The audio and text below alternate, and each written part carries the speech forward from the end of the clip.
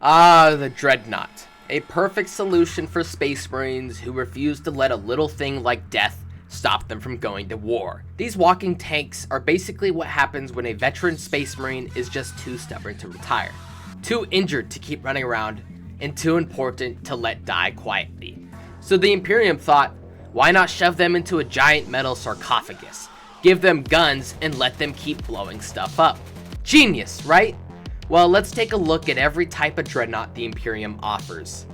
And not every type of Dreadnought, only the main line, because if I was going over the every single spin-off, then we'd be here for an hour.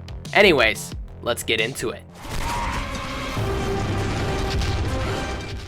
The standard Dreadnought is the walking tomb of the Space Marine army. Think of it like a giant, cranky, armored grandpa who's way too stubborn to die. Strapped into this hulking coffin of metal, the wounded veteran is basically too tough to retire, but too broken to keep running around with the regular boys. It's armed with options like an assault cannon, multi-melta, or just a bad attitude. Imagine a slow-moving fridge with enough firepower to ruin your day, lumbering toward the enemy while muttering about the good old days when killing heretics was a real challenge. Now take everything about the standard Dreadnought you know and slap some real respect on it. The venerable Dreadnought is the old, wise warrior who everyone pretends to like because he's seen everything. Probably because he's been fighting since before half the chapter's been born. It's got better aim, tougher armor, and will definitely interrupt your meal to tell you stories about that time it survived 5 melta shots to the face during the Horus Heresy. You don't get to say no to the venerable Dreadnought, because if anyone's earned the right to be this grumpy, it's him. The Ironclad Dreadnought. Now, this is if the standard Dreadnought is the grandpa. Then the Ironclad is the bodybuilder uncle who never skips arm day. The Ironclad looks at a regular Dreadnought and says, nah, not enough armor, needs more fists. This thing is built to punch first and ask questions never. It's got a seismic hammer for when walls need to be reduced to rubble, and it just doesn't care about the small stuff, like enemy fire or basic physics. Why shoot from afar when you can just punch the problem into next week? The Ironclad Dreadnought is the definition of a wrecking ball solution to everything.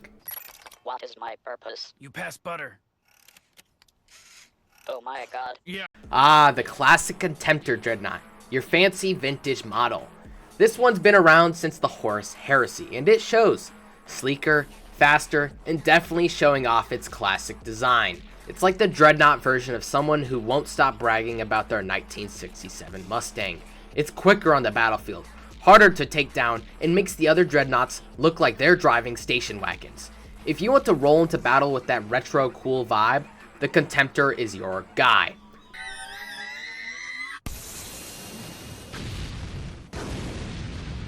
The Deredeo Dreadnought is for the Space Marines who just love guns a little too much. And they also just love more guns. This is where other Dreadnoughts might focus on getting up close and personal. The Deredeo likes to sit back and say, nah, I'll shoot from here, thanks. It's armed with enough autocannons and missile launchers to make sure no one flies overhead or gets too close without regretting it.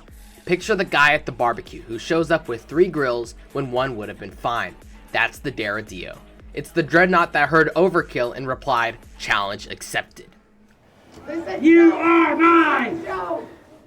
And now, the Leviathan Dreadnought. A Dreadnought that looked at all the other Dreadnoughts and said, huh, that's cute, but I want to be a little bit bigger. This thing is an absolute unit. A walking fortress of destruction that doesn't so much enter battle as it does crash through it.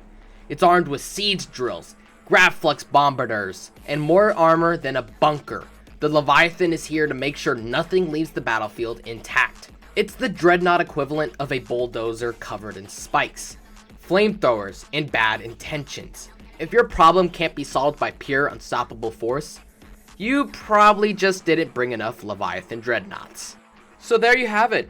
Every single Dreadnought you could ever need, each more ridiculous and over the top than the last. Whether you're looking for a slow-moving fridge with a gun, a wrecking ball with fists, or a vintage war machine with a grudge, the Dreadnought family has something for you.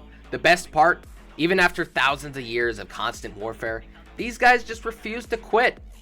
So next time you're fighting the enemies of the Emperor, and you need a grumpy, half-dead Marine to turn the tide, remember, there's always a Dreadnought for the job.